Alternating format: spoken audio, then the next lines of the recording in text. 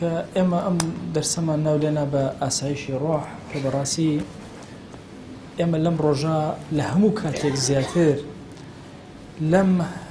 کاتە گوناهکاریە پێویستمان بەوەیە ساتێک دڵەکانمان ئاسایش بێ، ڕۆحمان ئارام بێ، ڕۆحمان پڕ لە ئاسایش بێ. لە ڕاستیە کۆمەڵێ دەوای زۆر بەهێز ئیبن القەیم لەم کتێبە پیرۆزە باسی کردووە. سەرەتا باسی ئەوەی کرد هیچ دا و نەخۆشیێک نییە لەم سەرزەویە ئیلا خوا دەوای بۆ ناردووە، مادی بێ، معنەوی بێ، نەخۆشیەکە نەخۆشی دڵ بێ، ڕۆح بێ، بەدەنی ئینسان بێ، ئیلا لابد ئەبێ چارەسەری هەبێ. چارەسەرەکانی باس کرد یەکەمین چارەسەر فەرمووی بریتێ لە قورئان، ئینسان چەندە لە خزمەتی قورئانە بێ لە ڕاستیە هەز بە ئارامێکی زۆر گەورە ئەکا، ئاسایشی ڕۆحی بۆ دێ. دووهەم دوعا، چەند دوعای زۆر کە ئەوەندە زیاتر هەستەکە دەرونی ئارامە. سێهەم کردەوەی چاک، خۆی بۆ خۆی کردەوەی چاک یەکێکە لە دەوا زۆر بەهێزەکان کە ئینسان ئارامەکاتەوە. لە ڕاستی ئێمە پێویستمان بە کردەوەی زۆر باش هەیە، وەکو ئیبن القەیم فەرمووی ئێمە ئەبێ ڕەدی قەدەری خراپ بە قەدەری خەیر بدەینەوە. هەر کردەوەیکی شەڕت کرد هەزاران کردەوەی چاک بە دوایە بکە. فەرمووی بەڵام دوو مەسئلە هەیە، ئەم دوو مەسئلە ئەگەر تۆکمەیکەین سەعادەتی ئینسان بە کامیلی دەستگیرمان ئەبێ. یەکەمین دانیان ئەوەیە کە بین دیقەت بدەین، یعنی ئەسبابی خەیر و شەڕ بزانین. ئومەتانی پێش و تەفسیلات لە تاریخ و مێژووە سیر کە ئومەتان بەچی فەوتاون، بەچی خۆشبەخت بوون، نەفەرەکان، مرۆڤەکان، هەموو ئەمانە سیر کە سوبحان الله دەرویەکی زۆر گەورە لێ ئەکرێتەوە کە لە خزمەت قورئانە کێمان زۆر زۆر گرفتی هەیە. هەندێک چیرۆکی پێغەمبەران و ئەو داستانەی کە لە قورئانە باس کراوە لە چیرۆکە قورئانەکە لە خزمەتیە بوەستی ئیلا شیفای بدەسەکەوە بۆ ئەو دەرد و نەخۆشیە خۆی و نەجاتیە بێ. لە پەنای ئەمانەشە بەڕێزەکانم کە ئەم خاڵەی باس کرد، یعنی سەعادەتی ئێمە لە خوێندنەوەی مێژوو بە معناکەی تری، با بڵێن بەو معنایی کە مێژوو بخوێنینەوە بۆ ئەوەی دڵمان دەروونمان ئارام بکەین لە کاتی ئازارەکانە. وەرە تۆ مێژوو بخوێنەرەوە بزانن چ سەعادەتی ڕوتیەکە. تاوانباری تاوانەکەت چییە، جۆری تاوانەکەت ئەبڕۆ سیر کە لە قورئانە بزانن چارەسەر شیفا دەست ناکەوێت. کەوا بۆ خوێندنەوەی مێژووی ئومەتان ئەوەی کە لە قورئان و سوننا واریدە، غەیری ئەوەش هەمووی ئەوە ئەسبابەکانی خەیر و شەڕ بۆ ئینسان بەیان ئەکا، وەوە ئەکا لە ئینسان کە هەمیشە قەدەرە خراپەکان بە قەدەری چاک ڕەت کاتەوە. ئەوە خاڵێکە سەعادەتی ئینسانی پێدەستەبەر ئەبێ. خاڵی دووهەم کە سەعادەتی پێدەستەبەر ئەبێ زۆر گرنگە، بەڕاستی ئینسان ئاگای لە ئەسبابەکان بێ، نفسی خۆی تێکەڵ بە هەندێک شت نەکا. یعنی طبعا سبحان الله نفسی ئینسان بەڕێزەکانم زۆر سەیرە لە خۆدزینەوە، خۆشاردنەوە. کۆمەڵی مەسائل هەیە یعنی لە بەردەمیە یعنی خۆی لێ ئەدزێتەوە. بۆ نمونە کاتێک کە گوناهێک ئەکات ئەڵێ کورە ڕەحمی خوا زۆر زۆرە، ئەو هەموو ئاياتی ڕەحمەت و فەرمایشتی هەموو ئێنێتە پێشچاوی خۆی، ئاەتێکی عەزاب و غەزەب نایەنێتە پێشچاوی خۆی. ئەمە یەکێکە لەو خەتەرانەی کە سەعادەتی ئینسان تێکەدا. ئەگەر بە ستاندەری دادنا ڕێک ئینجا سەعادەتە ڕێکە بێتەوە. دووهەم وبالتەسویف بالتەوبة تارة أخرى، هەندێک جار ئەڵێ بەخوا وەختێکی تر کاتێکی تر تەوبە ئەەکەم، یان هەندێک جار تەوبەیەکی دڵی ناکە، هەر بە زمانی ئەستەغفیرڵڵاهەکە وازانە هیچی نەهێشتوێتە. هەندێک جار کۆمەڵی کردەوەی سونەتەکە، هەندێک جار ئەڵێ کاکە خاوەنی عیلمم، هەندێک جار ئەڵێ قەدەر وا لەسەر من نووسراوە، هەندێک جار یەت ئەڵێ کاکە عولەمای گەورە گەورە و پیاوی گەورە گەورە گوناهیان کردو، ئێ من چی من شەر تووشی گوناه هەبم، بەمانە خۆی ئەدزێت. أفرمي ابن القيم اليرا خطأ في فهم الاستغفار. حليك لما مسألة استغفار هي خوي استغفار يعني طلب المغفرة، ألف سين وتاء بزمان عربية ومعناه طلب ده يعني طلب المغفرة. هليك لما مسألة شيء دواكرني استغفار لرب العالمين. أفرمي وكثير من الناس زور لخلق أم جمانيان هي أنه لو فعل ما فعل ثم قال أستغفر الله زال أثر الذنب وراح هذا بهذا. شي قناهك أكا دوایی وا هەستەکە کە ئەگەر بە زمانێکی سادەوتی ئەستەغفر الله ئاساری گوناهەکانیش نامێنێ خۆی گەورە ئەوە لێ ئەبورێ پێی وایە. ئەفەرمێ یەکێک لەو کەسانەی کەوا زۆر خۆی بە فەقیه ئەزانی بە منیوت وتی هەرچی گوناهە ئەیکەم بەڵام دوای ئەڵێم سبحان الله وبحمده 100 مرة. طبعا لە بەرەبەیانە لە دوای عەسرە هەتا ئێوارە 100 جار سبحان الله وبحمده سبحان الله وبحمده. فەرمایشتەکە ئەفەرمێ گوناهەکان وەکو کەفی سەر دەریاکە من خۆی گەور لێ ئەبورێ. ئەفەرمێ ئەم کەسە متەفەقیهە کە نسبەت ئەدرا بۆ لای فقه خۆی پێ فەقیه بوو ئەیوت چی ئەەکەم چی ئەڵێم دوایی ئەڵێم سبحان الله وبحمده 100 جار خوا لە هەر هەمووی ئەبورێ خۆ لە پێغەمبەریانەوە صلی الله عليه وسلم بە صحیحی وارد بووە. هەر کەس لە شەو ڕۆژێکە لە ڕۆژێکە سبحان الله وبحمده 100 مرة 100 جار بيڵێ حطت خطاياه ولو كانت مثل زبد البحر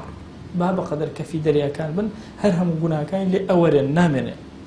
کەسێک تر ئەڵێ لە ئەهلی مەکە پێوتم وتی وەڵام من هەرچی گوناهە ئەیکەم دوایی یەم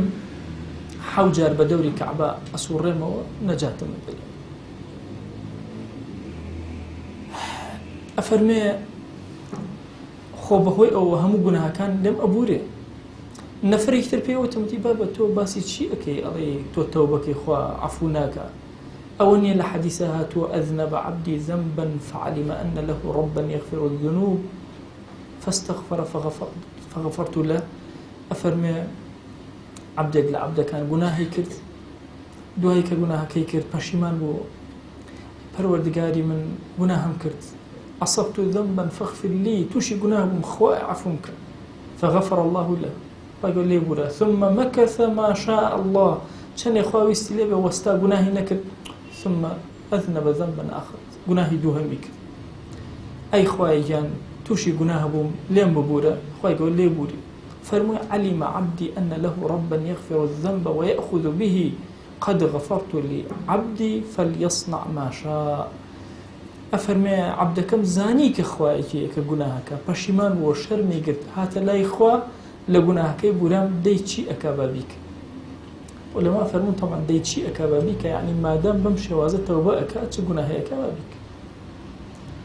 ئەلێرە سەیرەکەی هەندێک جار ئەمە ئەبێتە پاساو بۆ ئەوەی ئینسان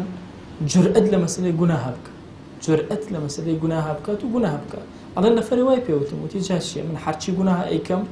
والله گومانیشم نییە کە ڕەبێکم هەیە يغفر الذنوب فأستغفره داوای لێبوونی لێکەوە ئیش لێمە بورێ. ئەڵێ هاوشێوەی ئەمانە زۆرن خۆیان هەڵ ئەواسن بە کۆمەڵی دەقی قورئان و سوننەوە واتەکەل عەلەیها پاڵی پێوە ئەدەن هەردوو دەسی پێوە ئەگرێن ئیتر دەسەکەن بە گوناهکاردن بە هەموو بارەکان ڕۆ ئەچن لە گوناها. اینجا دوایش کە پێیان ئەڵێ کاکە بۆ وا ئەکەی یەک دنیا باسی ڕەحمەتی خوا و گەورەی ڕەحمی خوا بۆ ئەکە. کورە ئەڵێ لە جوهالی شاشتی زۆر سیر لەمانە هەیە هەیانە وتوێتی وكثر ما استطعت من الخطايا إذا كان القدوم على كريم بڕۆ گوناهی زۆر و زەبەنە بکە مادام ئەچیتە لای کەریم ئیلا لێت ئەبورێ. هەنێکیان وتوێنە وەڵا ئەگەرێکی خۆی لە گوناه بپارێزەوە جاهیلە. بۆ جاهیلە وەڵا چووکە لە ڕەحمی خواتیە نەگەیشت. هەندێکی تر وتوێنە هەر کەسێک واز لە گوناهەکان بێنەوە جورئەتی کە بەناو مەغفیرەتی خوا نابێ واز لێ بێ. محەممەدی کوڕی حەزم ئەفەرمێ هەندێک لەوانە بێ لە دوعایە ئەیوو خوای پەنا ئەگرم بە تۆ عیسمەتم نەدەیتێ بە هەر لە ناو گوناها باشە. ئەم زیادە ڕەویکردنە لەسەر مەسەلەی دەقەکان زۆر خەتەر. طبعا ئێمە لە دینە هەموو شتەکان پێوەری هەیە. ئێمە ئەم دەقانە هەموو دەقە ئەزانین هەندێک جار خۆمان لە خوتەبە باسی ئەکەین هانی گەنجی پێ ئەدەین بۆ تەوبە بەڵام ئەمە نابێ لاکەی تری وەربگیرێ چی گوناهەکەی گوناهەکە گوێمە دەر. طبعا ئەگەر دیقەتان دابێ تەلقینی عەقیدە لە ئەمڕۆیە زۆر غەڵەت. بڕواکەن ئەو کتێبانەی کە ئەخوێنن لە عەقیدە ئەو کەسێک کە تەلقینی خەڵکەکات هەمان کتێبەکە کێشەی نییە. ئێمە ئەمڕۆ لە کوردستانە کێشەمان لە ئیلقا و تەلقین و یعنی ئەدای کتێبەکانە کە ئەوترێتەوە. سیرەکەی کەسێکی بە فکر سەلەفی جوان ئەوەندە لەو دەقانە ئەخوێنێتەوە خوا بەس لە شیرک نابورێ لە هەموو شتێک ئەبورێ ئەچێت لاکەی تری وەرەگرێ هەرچی گوناهایک دەست ناگێڕێتەوە لە هیچ گوناهی.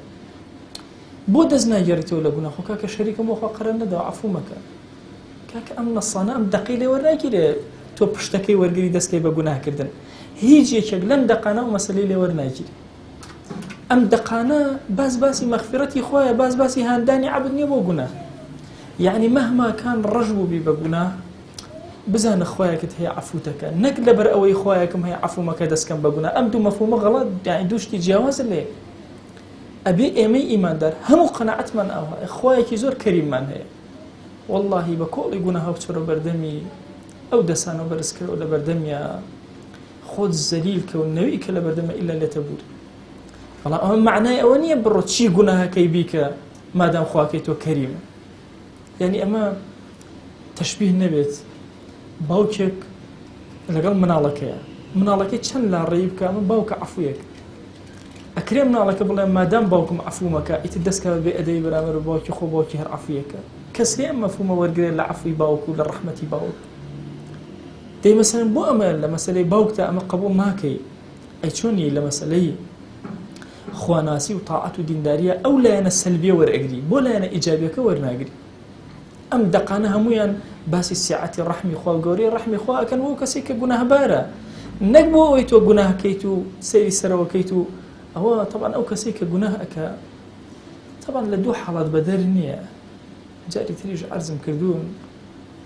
بەو خوایە یان بێئەدەبە بەرامبەر بەخوا یان جاهیلە بەرامبەر بەخوا ئەگەر جاهیل بێ زۆر باش نازانێ تووشی گوناه هەبێ بەس کە تۆ ئەزانیت و ئاوا چاوە لە ڕەحمەتی خوایە وەرە گوناهەکانیش ئەکەی ئەزانی چەند بێئەدەبێ بەرامبەر بەخوا جەلە جەلالوه لەوە ئەچێ ڕەب العالەمین ئەم عەبدە بە جەهالەت گوناهێکی کردووە خوای گەورە عەفویەک بەس ئەو کەسەی کە بەزانینەوە جوان طبعا کەی ئینسان ئیمانی خۆی ئەپێوێ ئەو کاتەی کە لە گوناها بیری خوا دەکەوێتەوە چۆن ئەگەڕێیتەوە ئەلەیە ئیمانی تۆ دەرەکەوێت بیری خوات کەوتەوە هەر کردێ ئەوە چ ئیمانێکی پێ ئەضعف ئیمانە و ئیمانێ چەند بەهێز گەڕایتەوە ئەوەندە گرنگە ئینسان تووشی غەفڵەتە بێت تووشی هەمومان خۆ مەلائیکە نین هەمومان تووشی گوناه هەبین دەی مەسەلەن لە کاتێکە تووشی گوناه هەبین لە ئەسنای گوناهەکە یادی خوات کەوتەوە چۆن ئەگەڕێیتەوە چۆن پەشیمانە بیتەوە چۆن تەڕاجع ئەکەی چۆن خۆت زەلیلەکەی لە بەردەم خوای ئەمە نیشانەی سەرکەوتنی تۆیە بەڵام ئەگەر تۆ لەو کاتێک کە خوا ئەبینی دڵت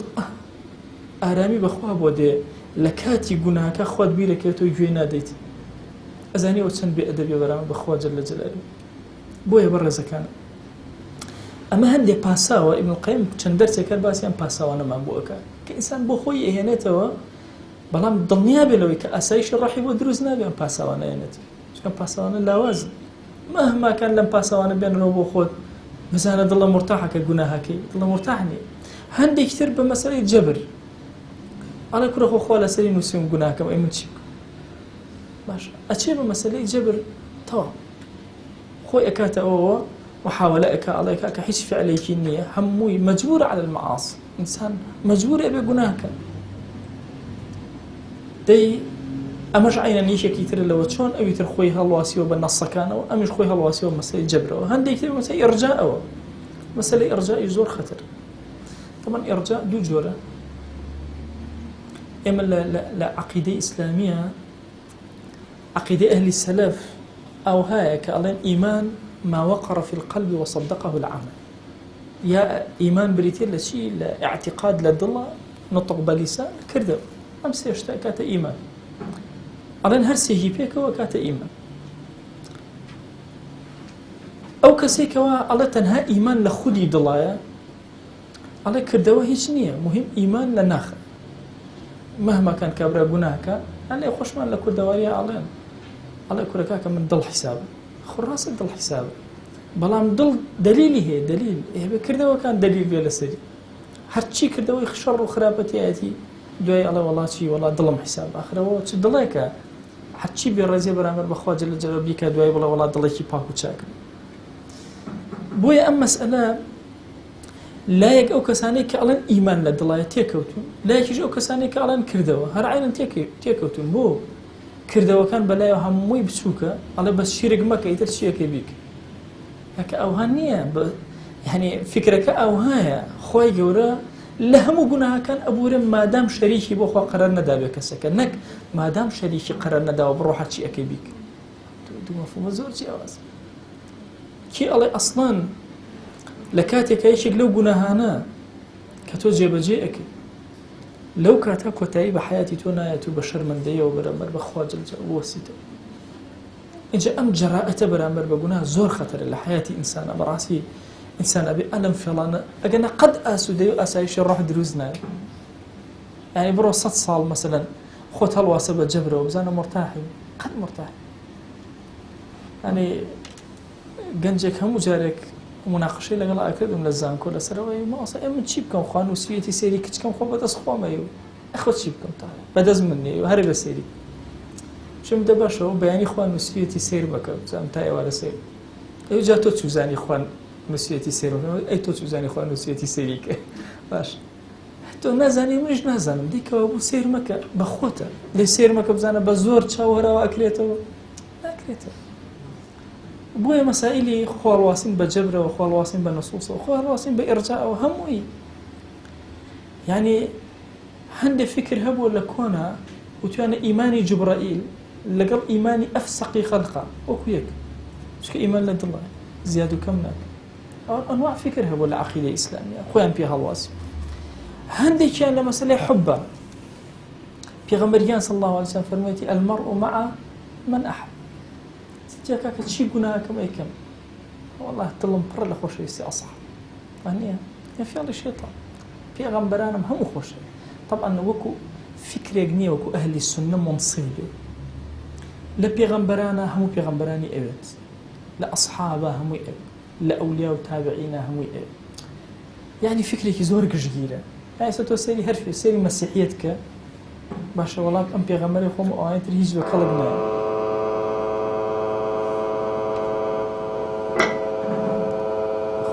قوما ئیتر نازانم چی بوو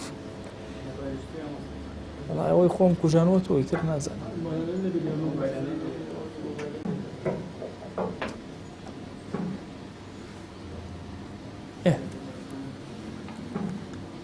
جا سبحان الله وەکو ئەهلی سونە دەست ناکەوێت جا ئەهلی سونە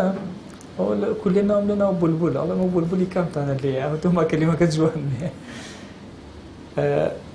ئەفەرمێ سبحان الله وەکو ئەهلی سونە نییە ئاتۆ سیرکە یەک پێغەمبەرنی ئەمە خۆشمان نێ ئەبڕۆ هەر فکرێکی تر بگرە بزانە ڕقی لە بڕە لە پێغەمبەران ئەبێتەوە عەلەیهیمۇ الصەلاة وەسەلام یەک سەحابە نییە ئەمە خۆشمان نێ یەک سەحابە هەیە ئەهلی سونە ڕقی لێ بێ قەت شتیوە نابێت ئەسڵەن ئێمە ئەڵێن فەمەن ئەحەبەهم فەبیحوبی ئەحەبەهم پێغەمبەریان صلی الله علیه وسلم فەرموویەتی هەر کەس ئەوانی خۆش بێ بەهۆی خۆشەویستی منەوە ئەوانی خۆشە هەموومان خۆشەوە مەسەلەی ئەولیا و صالحین و عولەما و ڕقمان لێک عالم و کەس نابێتەوە ئەهلی سونە ئەسڵەن ئەو دڵە بچووکانەی کە لەم ئەخیران هەندێک فکر هەیە وەڵا ئەو زانە ئەوە ڕقی لە عولەما و ڕقی لە خەڵکەوە ئەو لە ئەهلی سونە نییە ئەهلی سونە یەک ڕەمزیان هەیە پێوتە الحب خۆشەویستی کە شتێک کەس ناتوانێت منافەسە و تەحەدای ئەمە بکات لەو مەسئلە کە مەسئلەی حوبە بۆیە مەسائلی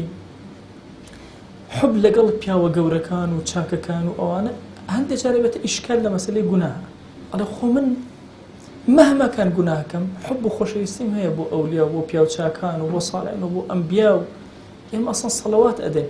هەر جارێ باسی پێغەمبەران ئەکەین ئەکسەڵێن عەلەیهیمۇ الصەلاة وەسەلام هەمویان سەڵات و سەلامی خۆیان لەسەر بێ باسی ئەولیا ئەکەین هەروە ئەڵێن باشە ڕەزوانیان بۆ ئەنێرین مەسەلەن باسی ئەسحاب ئەکەین باسی تابعین ئەکەین هەر کەس باسەکەین ئێمە زۆر بە گەورەی باسی ئەکەین باشە ئەمە ئێمە ڕزگارەکە ئەم گەورەی باسکردنە ئەفەرمێ هەیە یعنی بە خۆشەویستی فەقیران بە خۆشەویستی مەشایخ و صالحین و عولەما و زۆرچوون بۆ سەر گۆڕەکانیان باشە وای تەسەوور کردو کە ئەمان شەفاعەتی بۆ ئەکەن یا هەنێک کەس وایە پێ وایە بە باو باپیری ئەڵێ وەڵای من مادام لە ئەولای پێغەمبەرم صلی الله علیه وسلم هەرچی بکەم قەیلاک طبعا سەید فەزلی زۆرە ئێمە لەگەڵ ئەو فکران نین کە دژی سەید بوەستێتەوە لەگەڵ ئەو فکرەشان نین تەقدیسی کە ئیمامی عومەر ڕەزا ڕەحمەتی خوای لێبێ یەکێک لە کچەکانی ئیمامی عەلی ئەخوازێ پێی ئەڵێن بۆچی خواستت ئەفەرمێت تەنها بۆ ئەوەی لە ڕۆژی قیامەتە نەسەبم لەگەڵ پێغەمبەری خوا صلی الله علیه وسلم تێکەڵاوێکی هەیە ئەوەندە ڕێز زەیدی کوڕی ثابت لەگەڵ ابن عباس بەسەر وڵاخەکەەوە زەیدی کوڕی ثابت عالمێکی زۆر گەورە ئاوا چمکی وڵاقی بۆ گرت وڵاقی بۆ ئەبرد بەڕێوە وتیان ئەوە چی ئەەکەی چۆن ئاوا ئەەکەی فەرمووی ئاوا پێغەمبەری خوا صلی الله علیه وسلم فێری کردن لەگەڵ ئالوبەیتی ئەوە بەڕێز بە حرمەتەوە سەیریان کرد بەس نەک ئەوەی مەسەن کابرا عارق بخواتەوە هەرچی خراپەکاری بیکا بڵێ وەڵام من ئەو لای پێغەمبەرم صلی الله علیه وسلم هەژاری مکویانی قسەیەکی زۆر خۆشی ئەڵێ هەموو کەس ئەڵێ هەچ کەس هەڵ ئەسێ ئەڵێ باوکم وا بووگە کەس شیاکە ناخوا بڵێ نان بووگە ئەڵێ هەچ کەس هەڵ ئەسێ وەڵا باوکی من ئاوا بوو ئەڵێ کەس بیر لەوە ناکاتەوە کاکە باو باپیری تۆ خۆ شیاکەی خواردو ئەی تۆ بۆ نایخۆی باشە ئەڵێ قەس کە یعنی ئینسان قەت بیر لە خراپەکە بیر لە چاکەکە دا ئەمەش جاری وایە ئەبێتە فێڵێکی گەورەی شێطان و هەولی ئەکە ئاسایشی ڕۆحە تێک بە واللهی باوکم پیاوێکی چاک بووە مەلایەکی زۆر گەورە بووە ساڵحێکی زۆر گەورە بووە یعنی موسڵمانێکی وت شێوی بەخوا باوکم ئەوەنەی حەسەنات کردو بەشی هەمومان ئەکە والله باوکم بەشتان ناکە هیچ بەشدارێک یعنی مەسەلەی سبحان الله خۆ هەڵواسین بە دایک و باوکەوە خۆ هەڵواسین بە کەسی ساڵحەوە ئەوەش فێڵێکی تر لە فێڵەکانی شێطان وایەتە پێشچاوی کە چۆن لە دنیا مەلیکێک ئەگەر هەبێ باوکی خزمەتکاری ئەم مەلیکە بێ ئەگەر ئەم هەڵەیە بکە باوکی بێتە شەفاعەتکە لە ڕۆژی قیامەتە شتی وا نییە پێغەمبەریان صلی الله علیه وسلم نازدارترین کچی فاتیمەیە یا فاتیمە تو ئەعمەلی کوڕەوە فاتیمە ئیش کە ئیش بەخوا من لای خوا حەج زەڕێ ئیسفادە بە تۆ ناگەن باشە یعنی چۆن ئیسفادەم پێ نایە ئەوە باوک ئەگەر ساڵح بی ڕوتبەت بەرزە بێتەوە کە هاتی هەتا تەجاوز ئەەکەیت و دەیت هیچ ئیسفادە پێ ناگەن کردەوەکانی خۆت دامەزراندنی خۆت هەموو ئەوەش کە ئەڵێ لە ساداتم و سەیدەم هەموو ئەمانە وەچەی پێغەمبەریان صلی الله علیه وسلم لە طرفی فاتیمەوە جا فاتیمە ئەعمالی خۆی فریای کەوتە بێ ئەی تۆ لەو خوارەوە چی غێری ئەعمالی خۆت فریاتەکە بۆیە ئاسایشی ڕۆح قەت دروست نابێ ئللا ئینسان کردەوەکانی خالص جوان ڕێکپێک جێبەجێکە لە گوناه خۆی پارێزێ هەندێکی ترمان مەغرورە کاتێک سیرەکە خوایەک بۆ عەزەمەتە ئەمیش بەم فەقیریە ئەڵێ باشە وەڵاهی خوایەک بۆ عەزیمی خۆی چه سوودێ ئەبینێ لە عەزابی منە بەخوا هەر عەفو مەکە خۆ ئەگەر عەفوم کە هیچ لە مڵکی ئەو کەم نابێتە ئەم فەهمە غەڵەت خۆمە تێگەشتنێکە لە گەورەی خوا بەس ئەم فەهمە غەڵەتە یعنی مەرج نییە ئەوەی بڵێ خوا ناز بێ ئیتر ئیماندار خۆ شێطان خوا ناز شێطان نەوت فبعزتك لأغوينهم أجمعين سوێنی بە عزەتی خوا خوارد چونکە باش عزەتی خۆی ئەناسی دەی باش عزەتی خۆی ئەناسی چۆن پێچەوانەیەک ئەم فێڵە فێڵی شێطانە واد لێ ئەکا کە تووشی گوناهت کە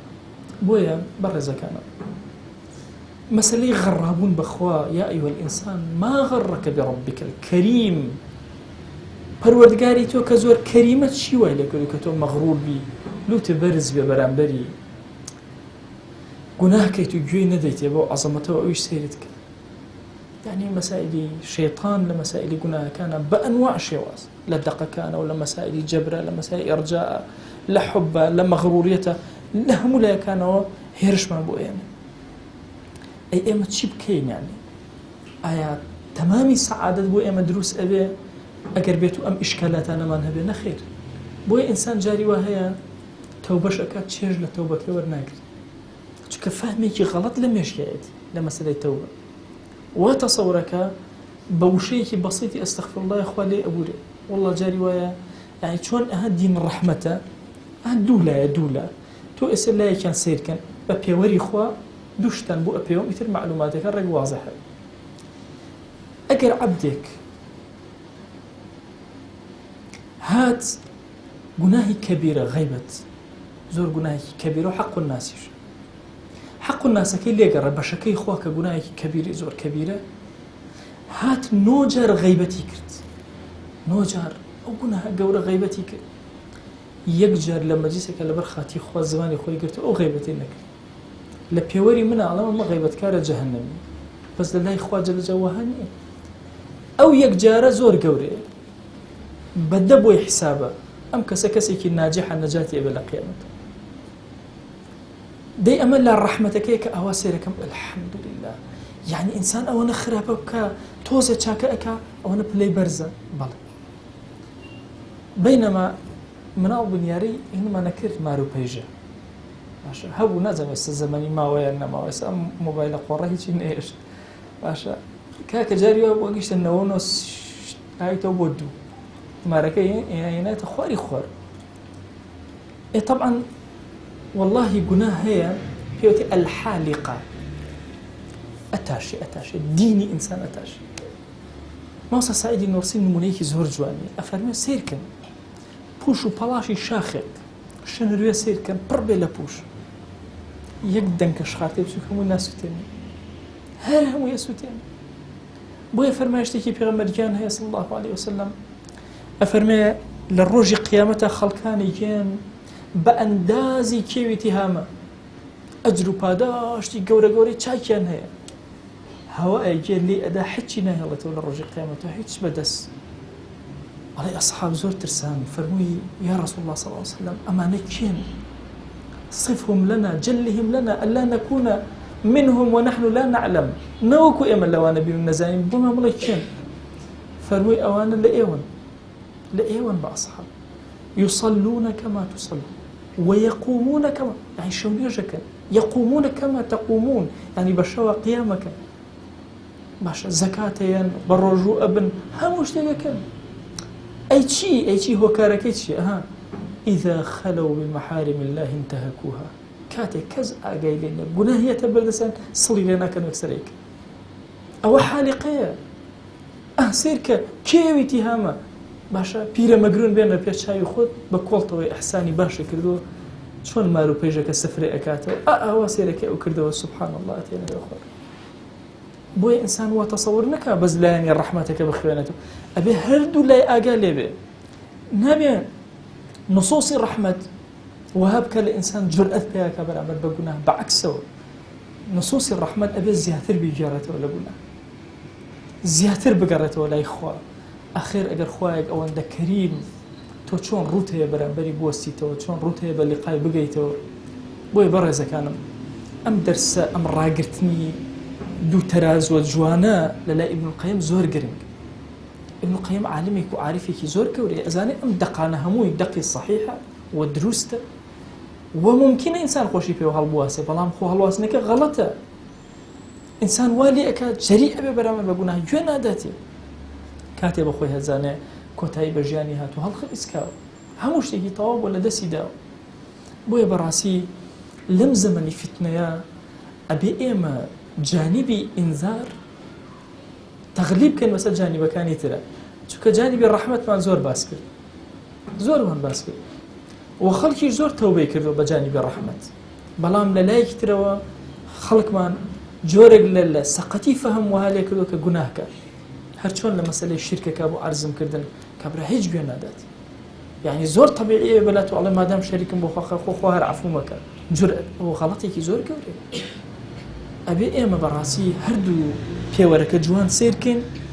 أمسر سيركن كمأيوزنا بين الرحمة إخوة قد أمسر السيركن زور داوكين لأخوة عاقبة من خيرك إيش يقل بيوتشا كان حتى بياني قريا بيانوت أكل ذلك من خوفا من الذنوب وتيان أمهم قريانيتو أترسي لقناه تنا والله يكزر لقناه ناترس تأيلا شيء أترسي أو أخذ أكر زينتو فرموا للسوء عاقبة أترسم عاقبة مخراب أترسم كوتاكم خراب دي بويا براسي لم زمني فتنة بو طواكدني أسودي الرحمن بيسمان بمخالة زور زورة أويج أويا بالانسي رحمتي إخوة بالانسي غضبي إخوة هردو هي سير كم بيكو تنها يقلا سير نكل وميد ما أجر آرامي وأسودي من بيشق لمانا ليل بو تيكتشوا بيهنا وشويني خوي لبردم خويا خو من زليل كين زياتر بلا علينا وبارينا لعل درجة كان خير بسر معنا أكاتب داوي لي أكين بناوي جواني بصفة برز باسمي أعظم يا حي يا قيوم يا ذا الجلال والإكرام يا رحمن يا رحيم يا رحمن يا رحيم يا رحمن يا رحيم خويا ابو خاطري قولي خذ لي من خوش يا رب العالمين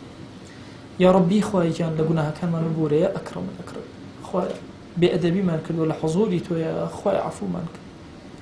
یا ڕەبی خوای گیان بێئەدەبیمان کردو لە خزمەتتا گوناهمان کردووە خوای عەفومان کرد یا ڕەبی خوای گیان داوات لێ ئەکەین بە گەورەی خۆت سەیری ڕەحمەتی تۆمان کردو هەندێک لە گوناهەکانمان کردو و گوێمان نەداوەتێ خوای عەفومان کرد خوای بەزەیی بەسەرمانە ببارێنە تو گەورەی خۆت خوای گیان ئارامی بەسەر دڵمانە ببارێنە عاقبەتمان خێر کرد دامان مەزرێن لەسەر خواناسی خوای دامان مەزرێن لەسەر خواناسی یا ڕەبی خوای گیان داوات لێ ئەکەین لەم دنیای دەرمان مەکە بە ئیمانەوە نەبێ لەم دنیای دەرمان مەکە بە شایەتومانەوە نەبێ تو گەورەی خۆت لەم دنیای دەرمان مەکە بەسەر تاعەت و خواناسی و خواپەرستیەوە نەبێ یا ڕەبی خوای گیان عیبەکانت داشاردووین چۆن لەم دنیا لەبەر دەم چاوی خەڵقدا خوای جوانت کردوین خوای گیان لە نامەی ئەعمالمان ئەوە جوانمان کرد گوناهەکانمان بسڕەوە یا ڕەب العالەمین خوای داوات لێ ئەکەین پەنا ئەگرین بە تۆ لە حالیقا ئەو گوناهانی کەەوە هەموو حیاتمان ئەفەوتێنێ پەروەردگارە داوای عەفوت لێ ئەکەین یا ڕەب العالەمین خوای تۆ کەریمی تۆ عەفوکاری بەخوا پەروەردگارە هیچ کەس نێ دەست بۆ تۆ بەرزکاتەوە بە خاڵی ویگێڕێتەوە خوای گیان تۆ شەرم ئەکەی لە دەستەکان کە بەرزەبنەوە خوای گیان داوات لێ ئەکەین بە گەورەی خۆت دەستمان مەگێڕەوە خوای عەفومان کە پەروەردگارە عەفومان کە پەروەردگارە عەفومان کە یا ڕەبی خوای گیان دڵەکانمان ئارام کە ڕۆحمان ئاسایش کە ماڵەکانمان ئارام کە شارەکەمان ئارام کە گۆڕەکانمان ئارام کە وڵات و نیشتیمانمان ئارام کە یا ڕەبی خوای گیان ئێمەی عەبدی گوناهکاری تۆ پەروەردگارە هانەمان هێناوەتە بەردەم دیوانی تۆ خوای عەفومان کە یا ڕەبی خوای گیان داوات لێ ئەکەین هەر حاجە و کێشە و گرفتێکمانێ بۆمان چارەسەر کرد یا ڕەبی خوای ئەومان قەرزارە قەری سەرشانی سووک ئەومان بێحاڵ و ماڵە ماڵداری کە ئەومان بێ مناڵە مناڵی پێعەتاکە ئەومان بە مناڵە مناڵی ساڵح کە پەروەردگارە ئەومان کێشە و گرفتێکی هەیە بۆ چارەسەر کە ئەومان ڕزقی کەمە بۆی زیاد کە تو گەورەی خۆت خوای ئەوەندە حەڵاڵمان بدەنە محتاجی حەراممان مەکە